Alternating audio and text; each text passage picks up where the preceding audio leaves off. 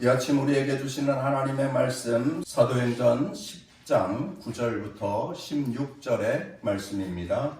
이튿날 그들이 길을 가다가 그 성에 가까이 갔을 그때에 베드로가 기도하려고 지붕에 올라가니 그 시각은 제6시더라. 그가 시장하여 먹고자 하매 사람들이 준비할 때에 황홀한 중에 하늘이 열리며 한 그릇이 내려오는 것을 보니 큰 보자기 같고 네 귀를 베어 땅에 들이웠더라. 그 안에는 땅에 있는 각종 네 발 가진 짐승과 기는 것과 공중에 나는 것들이 있더라. 또 소리가 있으되 베드로야 일어나 잡아 먹으라 하거늘 베드로가 이르되 주여 그럴 수 없나이다. 속되고 깨끗하지 아니한 것을 내가 결코 먹지 아니하였나이다 한데 또 두 번째 소리가 있으되 하나님께서 깨끗하게 하신 것을 내가 속되다 하지 말라 하더라.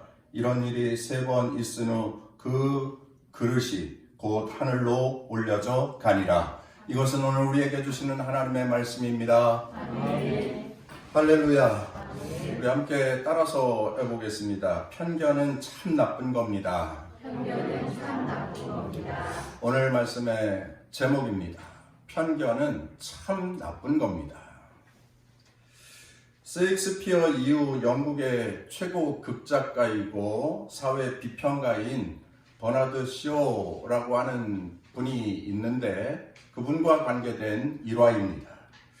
그는 영국 사회를 면밀히 관찰하면서 재밌는 한 가지 사실을 발견했는데 사회 안에 편견이 만연되어 있었다라고 하는 사실입니다. 그 중 한 가지 일례로 미켈란젤로의 작품을 좋아하는 사람들은 로댕의 작품을 매우 싫어한다 라고 하는 것이었습니다. 그래서 버나드 쇼는 그 사람들의 편견을 바꿔보고자 하는 그러한 계획을 세웁니다. 그래서 버나드 쇼가 직접 시연한 실제 실험의 내용입니다. 그는 미켈란젤로의 작품을 좋아하는 사람들을 수소문하고 100명을 초청하여서 만찬을 베풀었습니다. 멋진 파티를 그들에게 베풀어 준 겁니다. 물론 거기 모였던 100명의 사람들은 자신들이 어떠한 이유로 함께 하게 된 줄을 정확히 인지하지 못한 상태였습니다.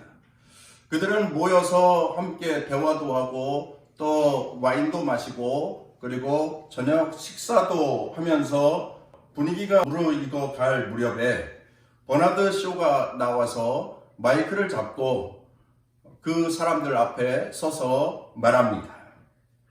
여러분, 잠시 주목해 주십시오. 제가 여러분에게 아주 멋진 그림 한 점을 소개해 드리겠습니다. 그러자 젊은 청년들이 그 멋진 그림을 잘 애지중지 들고 나와서 그 사람들의 앞에 무대에 잘 전시를 해 주었습니다. 그러자 버나드 쇼가 또 말합니다. 여러분, 이 그림 얼마나 멋있습니까? 아주 멋진 그림입니다. 이 작품은 로댕의 작품입니다. 그러자 거기 모여 있었던 100명의 사람들이 수군수군 웅성웅성 거리기 시작을 했습니다. 그러더니 잠시 후에 비평의 말이 여기저기서 쏟아지기 시작을 했습니다. 야, 색깔이 왜 저러냐? 확실히 수준이 떨어져. 모든 게 다 구도도 그렇고 색상도 그렇고 되게 우중충하고 뭔가 균형이 맞지 않고 그렇게 이구동성으로 로댕의 작품에 대하여서 비난을 쏟아냈습니다.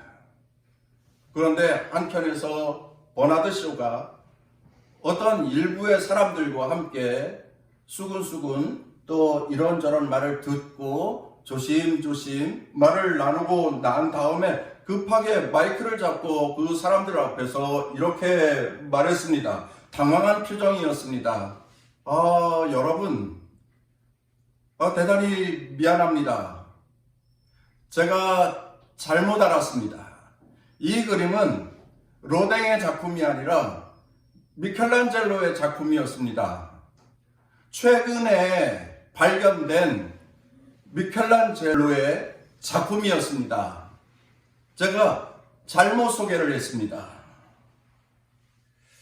그러자 그 장례에는 갑자기 찬물을 끼얹듯이 아주 모두가 아무 말도 하지 못하게 되었습니다.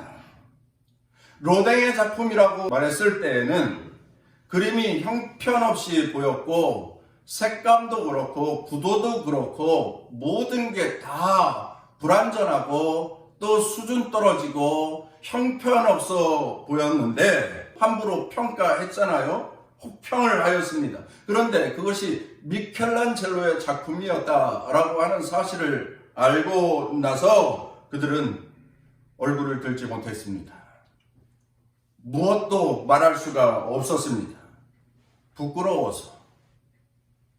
자신들이 들린 말만 가지고 눈에 보여지는 것만 가지고 함부로 말하고 평가하였던 자신들의 입장이 있어 그들은 매우 불편해하였고 그리고 힘들어하였습니다.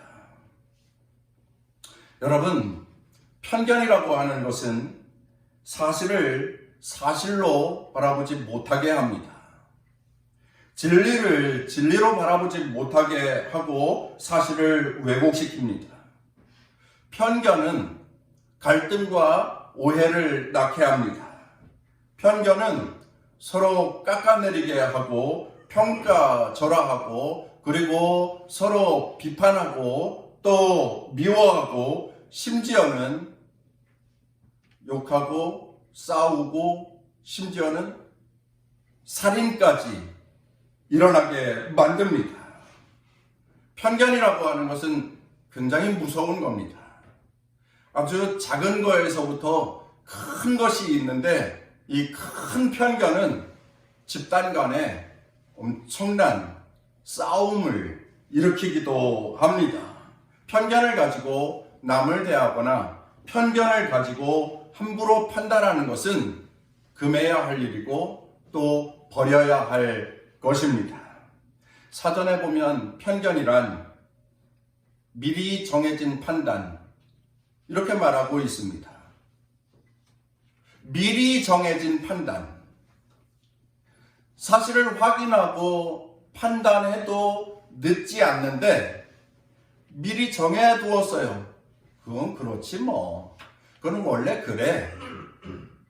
이렇게 미리 선입견, 미리 정해놓고 판단하는 것입니다.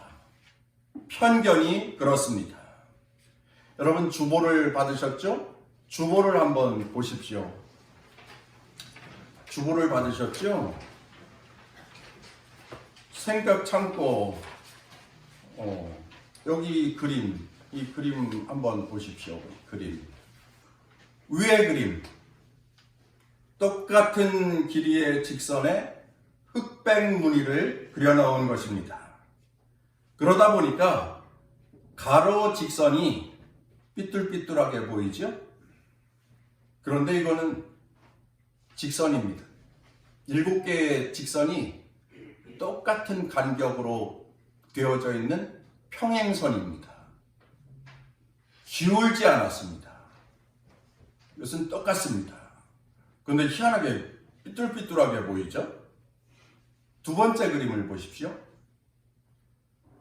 가운데 일정 부분에 가로 직선이 있습니다. 위의 그림도 있고 아래 그림도 있고.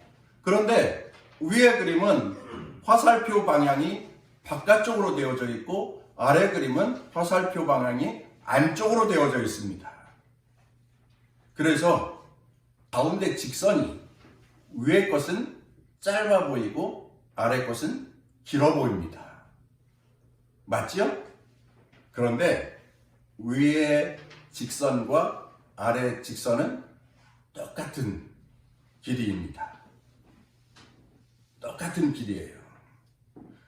제가 똑같다고 말씀을 드리는 거는 제가 자루다 정확히 재봤습니다. 똑같습니다. 똑같아요 라고 말씀을 드렸는데 한번 다시 들여다보십시오. 그런데도 아래쪽 선이 길어 보입니다. 뭘 말씀드리는 겁니까? 눈에 보이는 것이 다 사실이 아닐 수도 있다. 눈에 보이는 것이 다 진리가 아닐 수도 있다. 눈에 보이는 것만 가지고 판단하면 잘못된 판단을 할 수 있다 하는 그러한 이야기입니다. 하물며 사실 확인조차 하지 않고 미리 판단하는 것, 미리 정해놓고 판단하는 것, 그것은 매우 왜곡된 판단일 수 있습니다. 틀린 것일 수 있다. 부정확한 것입니다. 잘못된 것입니다. 그래서 편견은 우를 범할 수 있고요. 편견은 진리에서 어긋날 수 있고요. 그리고 편견은 버려야 할 것이고 편견은 또 극복되어져야 할 것입니다. 우리 사는 세상 가운데에서도 이 편견이라고 하는 것이 우리 생활 가운데 많이 내재되어져 있습니다. 유교적인 전통에서 살다 보니까 여성에 대한 편견의 말들이 많이 있습니다. 암탉이 울면 집안이 망한다. 이런 말도 있잖아요. 이 옛날 말이에요. 그런데 오늘날은 암탉이 집에서 좀 활력 있게 살아야 집이 잘 된다. 그렇게 해석을 합니다. 옛날과 달라요. 요즘은 그렇게 해석을 합니다. 여자 팔자 남자에게 달려있다. 옛날에는 그렇게 말했죠. 그렇지 않을 수도 있습니다. 남자 팔자가 여자에게 달려져 있을 수도 있습니다. 그런데 여성에 대한 편견 때문에 그러한 말들이 있었던 겁니다. 여자분들이 오늘날 운전을 하고 또 거리로 나가면 남성들이 괜히 트집을 잡고 그럽니다. 뭐라고 그래요? 아이고 김 여사님 집이 밥이나 해놓으시지 뭘 또 운전하고 나오셨어. 굉장히 익숙하죠, 제가 말하는 게. 그래서 어떤 여성분들은 뒤에다 이렇게 썼잖아요. 저 밥 해놓고 나왔어요. 그렇게 써붙이고 운전하고 다니지 않습니까? 편견이 낳은 해프닝입니다. 제 이야기를 좀 더 해보겠습니다. 누군가 그러한 말을 했습니다. 가을은 남자의 계절이다. 가을은 남자의 계절이라고 말을 했습니다.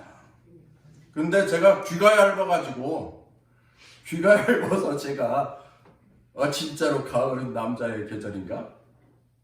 그래서 제가 가을을 탑니다. 제가 가을을 타요.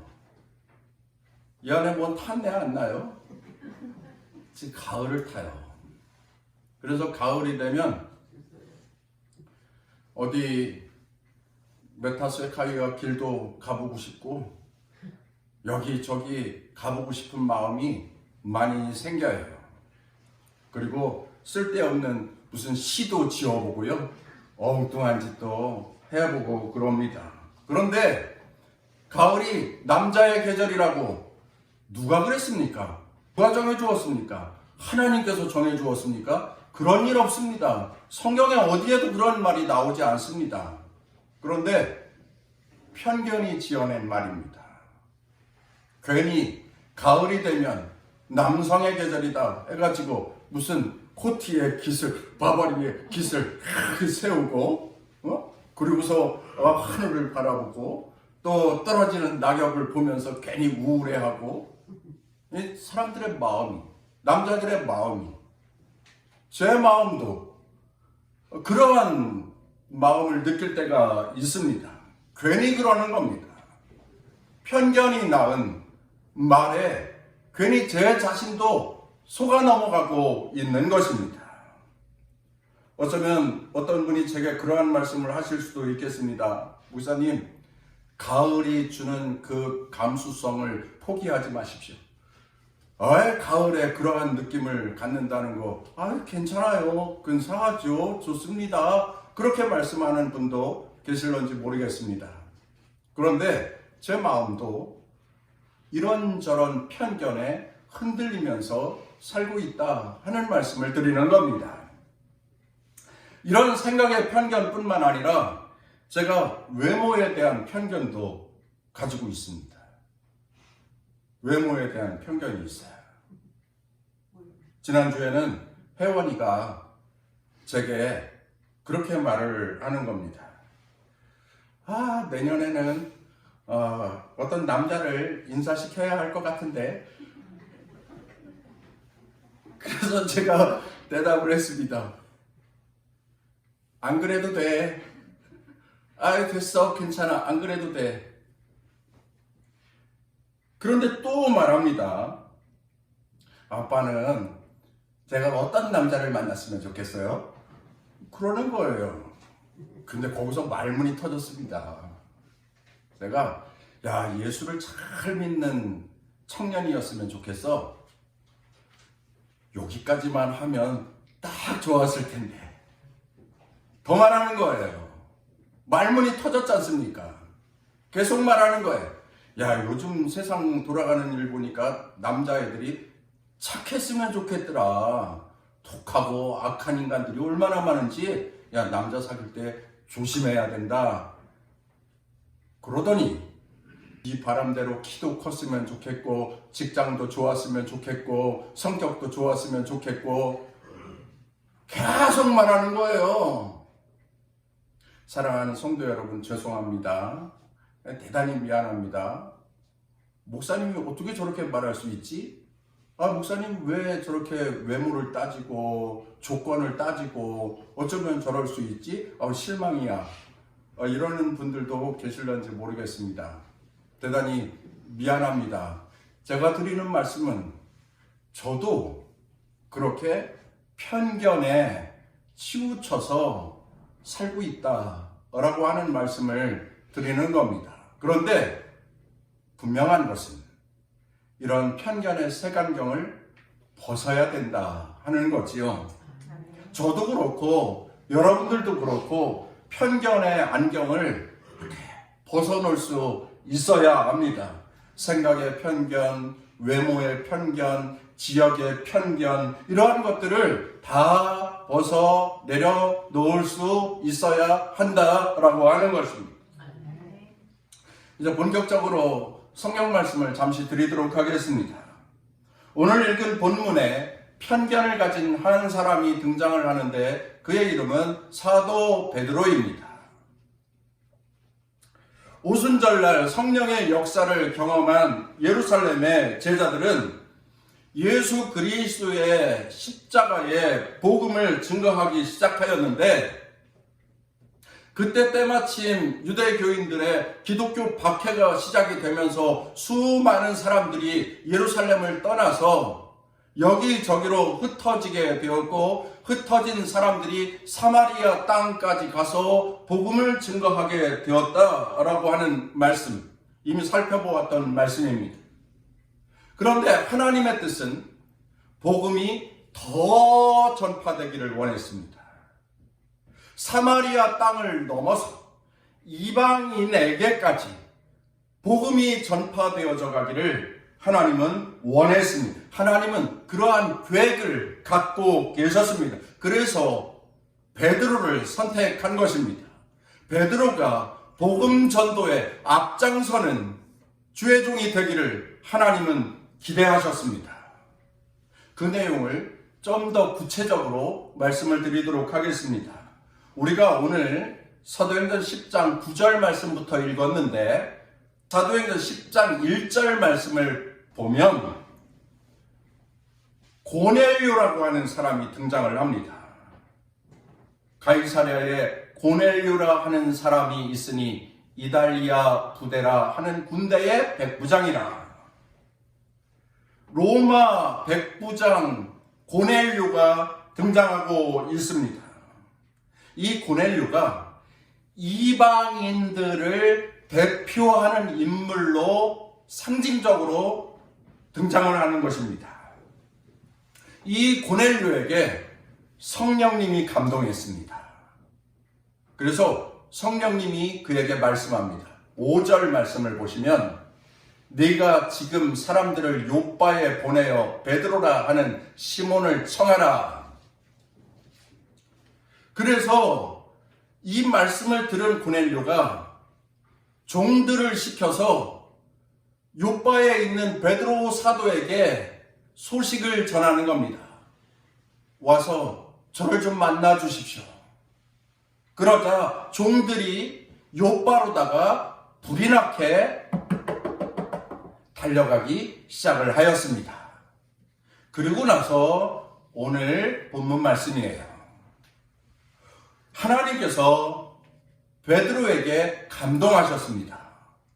베드로가 기도 시간이 되어서 지붕에 올라가 기도하려고 올라가는 중에 하나님께서 황홀경 중에 환상을 보여주시는데 갑자기 하늘이 열리고 하늘에서 한 그릇이 내려오는데 그 안을 보니까 각종 4발 가진 짐승과 기는 것과 공중 나는 것이 그 안에 있었다.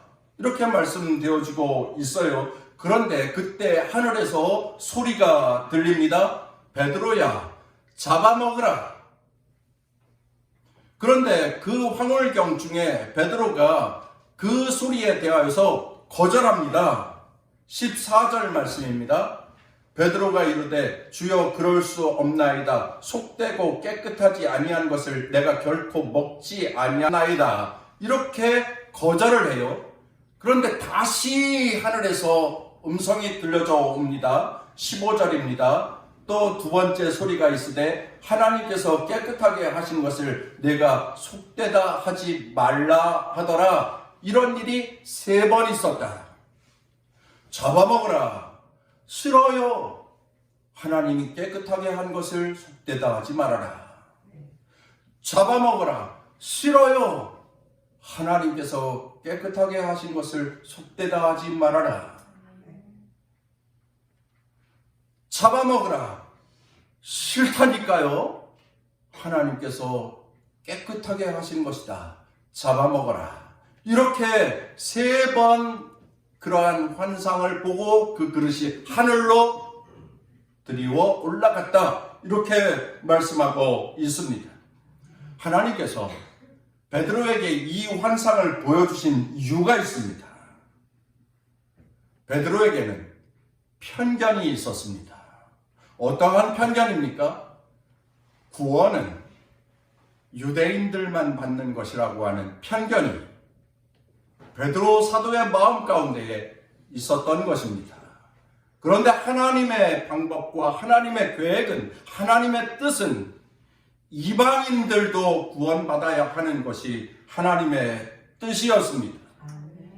그래서 베드로의 그 편견을 하나님께서 부수기를 원하셨던 것입니다. 깨끗하게 씻어주시기를 원하셨던 것입니다. 그래서 유대인들이 먹지 않는 것, 유대인들이 가증하게 여기는 것, 그것을 내려보내 주었고 잡아먹으라고 하였는데 편견에 그것을 거절하였고, 그럼에도 하나님은 편견이 잘못된 것이다 라고 베드로에게 지혜로서 말씀하셨던 것입니다. 여러분, 로마서 3장 22절 말씀에 보면 이런 말씀이 있습니다. 곧 예수 그리스도를 믿음으로 말미암아 모든 믿는 자에게 미치는 하나님의 의인이 차별이 없느니라. 여러분, 구원받는 데에는 차별이 없어요. 하나님께는 차별이 없습니다.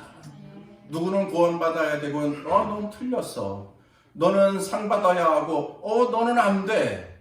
이러한 것이 없다라고 하는 것입니다. 하나님은 세상의 모든 사람들이 구원을 받기를 원하십니다. 그럼에도 불구하고 베드로는 할례 받은 자만이 구원을 받을 수 있고 하나님의 택함을 받은 유대인들만이 구원을 받을 수 있고 음식을 구별하여서 먹는 자만이 구원을 받을 수 있고 이러한 편견의 색안경을 끼고 있었는데 하나님께서는 그 색안경을 벗어놓아라. 모든 자가 구원의 백성이다. 이렇게 환상을 보여주셨다라고 하는 것입니다. 사랑하는 성도 여러분, 설교 서두에 이미 말씀드렸지만 저도 그렇고 여러분들도 그렇고 알게 모르게 우리는 편견에 사로잡혀 있는 것입니다. 어떠한 편견일까요? 말씀을 드렸죠. 생각의 편견도 있고 또 외모의 편견도 있고 또 지역의 편견도 있고 이거 다 떨쳐버려야 하고 극복해야 하고 또 이겨내야 합니다. 그런데 이게 쉽지가 않아요. 이 편견을 극복하고 생각을 바르게 새롭게 한다고 하는 것이 결코 쉬운 일이 아닙니다. 왜냐하면 편견이 생활화되어 있어요. 편견이 의식화되어 있습니다. 습관처럼 굳어져 있습니다. 그래서 편견을 극복하려고 하는 것이 때로는 자존심 상하는 일이기도 하고 또 편견을 극복하려고 하는 것이 내 기분이 상할 수도 있는 일이고 때로는 내가 가지고 있는 가치관을 포기해야 하고 어떤 내 정신세계를 완전히 싹 바꿔야 하는 내 정신의 회로를 다 갱신해야 하는 아주 무거운 짐과도 같은 일입니다. 그러기에 결코 편견을 내어놓는 것은 결코 쉬운 일이 아닙니다. 그러나 반드시 극복해야 하는 일이라고 하는 것입니다. 왜냐하면 편견은 하나님께서 죄라고 여기시기 때문입니다. 누구에게도 차별이 없으신 분이 하나님이신데 편견을 갖고 차별하면 하나님이 싫어하십니다. 하나님이 마음 아파하십니다. 하나님이 안타까워하십니다. 그 하나님을 마음 아프게 하는 이 편견을 극복하고 살아야 합니다. 사랑하는 성도 여러분, 이제 금번 11월 21일 추수감사절을 한 달간 앞두고 있는데 우리들은 한 달간 흩어진 사람들, 복음 들고 세상에 흩어진 사람들이 되어서 복음 전하는 현대판 디아스포라 복음 전도 사역을 하기를 원합니다. 만민에게 구원을 주시는 예수의 이름, 예수 그리스도의 복음을 증거해야 합니다. 복음 전도자, 우리는 복음 전도 대상자, 그 누구라도 상관이 없습니다. 아픈 이웃이라도 괜찮습니다. 나이 드신 어르신들도 좋습니다. 가난한 사람들이라도 상관없습니다. 어떠한 삶의 상태, 어떠한 삶의 상황 이런 것이 문제되지 않습니다. 하나님은 구원하는 일에 편견이 없으신 분입니다. 그런 조건을 따지지 않는 편견 없는 우리 남동 동산교회 귀한 성도들이 다 되시기를 바랍니다. 이 사람은 안 돼. 이 사람은 조건이 이래서 안 되고 이 사람은 삶의 상황이 이래서 안 되고 이 사람은 나하고 어떤 관계에 있으니까 안 되고 아이고 하나하나 다 따지다 보면 전도할 사람 한 사람도 없겠네. 그러한 편견을 내어버려야 합니다. 그리고 전도하는 일에 계속해서 참여해야 합니다. 되든 안 되든 복음 전도하는 일에 참여할 수 있어야 합니다. 여러분, 믿음이 희미해진 우리 자녀들을 교회로 인도하는 일에 참여해야 합니다. 아이들이 커가면서 할 말 다 하는 아이들이 되어가지고 아이들이 부모보다 더 말을 잘하는 그러한 상태가 되었잖아요. 뭐 아는 것도 많고요. 들은 것도 많고요. 그래서 부모들보다 말을 얼마나 더 잘하는지 몰라요. 헌법도 얘기하고요. 뭐 별걸 다 얘기합니다. 그러면서 믿음의 길을 떠났어요. 그런데 그러한 것을 아쉬워하면서 지내는 그러한 부모들이 계시는 줄 아는데 자녀들의 구원을 위하여서 중보하여 기도해야 합니다. 예수 신앙에 대하여서 그들에게 사랑으로 권하고 또 분명하고 단호하게 말해줄 수 있는 부모가 되어야 합니다. 부모예요, 부모. 부모의 권위가 있어요. 그런데 그 부모의 권위까지 다 포기하고 아이들에게 예수를 증거하지 못하는 그러한 신앙인 된 부모가 되면 안 된다는 거예요.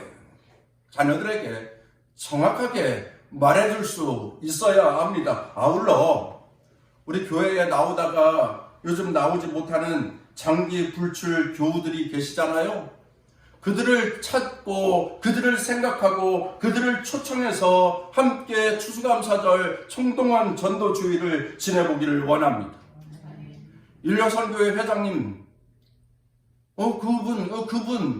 그분 만나가서 교회에 같이 가자고 이야기해야 하고, 이여선교회 회장님 그 아파트에 사는 그 장기 불출자 그분 만나가지고 믿음 생활하자고 권해야 하고, 전도한 분들은 전도자 그분들을 새가족들을 교회로 인도하는 일에 참여해야 하고, 온 성도들이 장기 불출자 된 그 성도들에게 예수를 소개하고 또한 교회를 소개하고 구원의 길과 천국을 선물하는 일에 참여할 수 있어야 합니다. 그렇게 영혼 구원을 위하여서 세상의 많은 사람들이 구원받은 하나님의 백성이 되게끔 하려고 남동 동산교회는 일어나야 하고, 성도들은 복음 들고 세상을 향하여서 나아가야 합니다.